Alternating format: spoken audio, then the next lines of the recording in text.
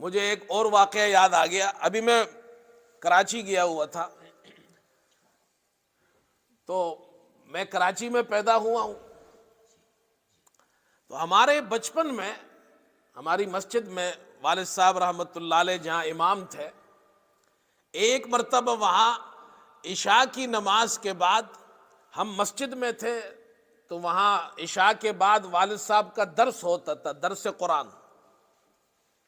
تو درس قرآن کے بعد مسجد کے باہر کچھ لوگ جمع ہوئے اور شور ہوا. ایک شخص کو پکڑا ہوا ہے. کہا جی بھائی کیوں پکڑا ہے؟ یہ اس نے چوری کی ہے، یہ ہمارے گھر آیا تھا چوری کرنے، ہم نے اس کو پکڑا ہے. تو وہ وہاں لے آئے مسجد کے باہر. تو لوگوں نے اس سے پوچھا، والد صاحب بھی تشریف لے آئے. تو کسی نے اس کو دیکھ کر کہا کہ حضرت یہ شخص جو چور ہے، اس کو تو ابھی ہم نے تھوڑی دیر پہلے دیکھا تھا، یہ مسجد میں ہمارے ساتھ عشاء کی نماز پڑھ رہا تھا. تو والد صاحب نے پوچھا بھائی تم نے نماز پڑھی ہے؟ کہا ہاں میں عشاء کی نماز پڑھتا ہوں. پھر اس کے بعد چوری کرتے ہوئے پکڑا گیا. بھائی پھر تم کہاں گئے؟ کہتے فرض پڑھ کے میں چوری کرنے گیا تھا. اس لیے کہ لوگ سنتیں پڑھتے ہیں، وتر پڑھتے ہیں، تو وہ دیر سے گھر پہنچتے ہیں، تو میں اس ٹائم میں اپنا کام کر لیتا ہوں. تو والد صاحب نے اس سے پوچھا بھائی تو عشاء کی نماز پڑھتا ہے، فرض پڑھتا ہے، سنت اور وتر کیوں نہیں پڑھتا؟ اس نے کہا پڑھتا ہوں، چوری کر کے جب گھر جاتا ہوں تو پھر وہاں سنت اور وتر پڑھتا ہوں. دیکھو بھائی ایسے چور بھی ہے، چوری بھی کرتا ہے اور نماز بھی پڑھتا ہے، سنت بھی پڑھتا ہے، وتر بھی پڑھتا ہے، عشاء بھی پڑھتا ہے. بھائی یہ اسلام نہیں ہے، اسلام نے تو منع کیا اس سے. ہم مسلمان ہیں.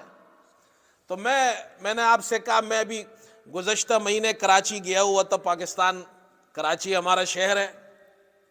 جب میں کراچی گیا تو مجھے بعض دوستوں نے کہا کہ جی امام صاحب آپ کراچی آئے ہیں، مہمان ہیں ہمارے ساتھ جب گاڑی میں جائے تو موبائل اپنے ہاتھ میں باہر مت نکالنا، یہاں لوگ موبائل چوری کر لیتے ہیں. اور ایسے واقعات بھی ہوئے، اللہ تعالیٰ سب کی حفاظت فرمائے، کہ ایک موبائل کے لیے قتل کر دیے جاتے ہیں. اب موبائل کتنا قیمتی ہوگا؟ 40,000 کا ہوگا، 50,000 کا ہوگا، 60 70 80 1,00,000 کا ہوگا. تو میں نے وہاں اپنی مسجد میں، جس مسجد میں پہلے امام تھا، وہاں میں نے بیان کیا. تو میں نے یہ سوچا کہ میں یہاں اس پر بھی بیان کروں کہ جو لوگ موبائل چوری کرتے ہیں بھائی ان کو بھی تو سمجھانا ہے نا.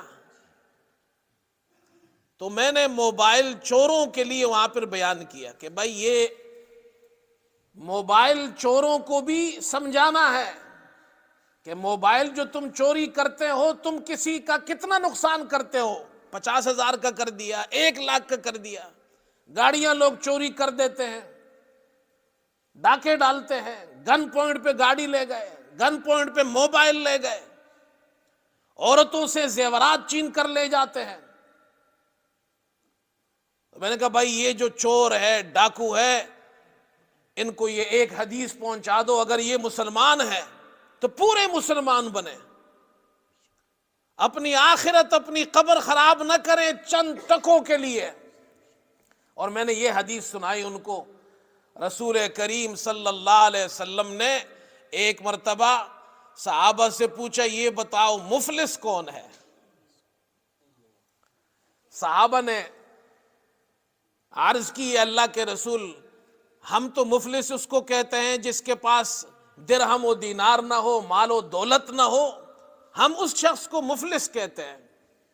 آپ صلی اللہ علیہ وسلم نے فرمایا میری امت کا مفلس وہ ہے جو قیامت کے دن اس حال میں آئے گا کہ اس کی نمازیں بھی ہوں گی، روزے بھی ہوں گے، زکوٰۃ بھی اس نے دی ہوگی، نیک اعمال کیے ہوں گے اس نے، لیکن اس کی حالت یہ ہوگی وَقَدْ شَتَمَ هَذَا وَقَذَفَ هَذَا وَأَكَلَ مَالَ هَذَا وَسَفَكَ دَمَ هَذَا وَضَرَبَ هَذَا. کسی کو گالی دی ہوگی، کسی پہ بہتان لگایا ہوگا، کسی کا مال کھایا ہوگا، کسی کا خون بہایا ہوگا، کسی کو مارا ہوگا.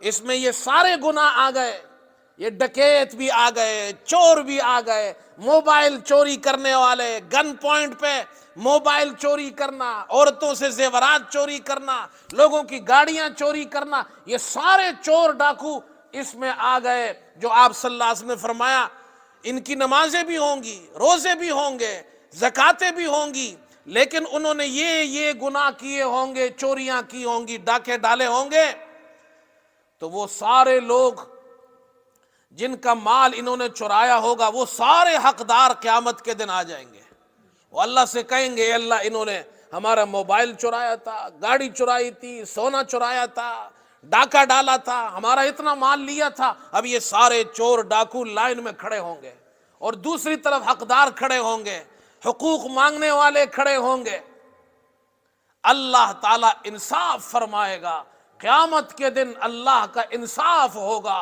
اور انصاف یہ ہوگا کہ وہاں تو اب موبائل تو کسی کے پاس ہے نہیں، سونا، گاڑی، مال، دولت، ڈالر، پاؤنڈ، کرنسی تو چلتی نہیں ہے۔ اللہ فرمائیں گے یہ جو چور ہے، ڈاکو ہے، ان کی جتنی نیکیاں ہیں، جتنی عبادات ہے، وہ ان حقداروں کو دے دو، وہ ساری ان کو تقسیم کر دی جائے گی۔ تقسیم کرنے کے بعد پھر بھی وہ لوگ کھڑے رہیں گے، اے اللہ ہمارا حق ابھی بھی پورا نہیں ہوا، تو اللہ تعالیٰ فرمائیں گے اب ان کے پاس، چوروں کے پاس، ڈاکوؤں کے پاس، ان کے پاس تو اب کوئی نیکیاں ہیں نہیں، اب ایسا کرو حقداروں کے جتنے گناہ ہیں وہ ان پر ڈال دیے جائیں گے، اور وہ سارے گناہ ان پر ڈال کر ان کو جہنم میں ڈال دیا جائے گا۔ چند ٹکوں کے لیے اپنی آخرت خراب کرتے ہیں۔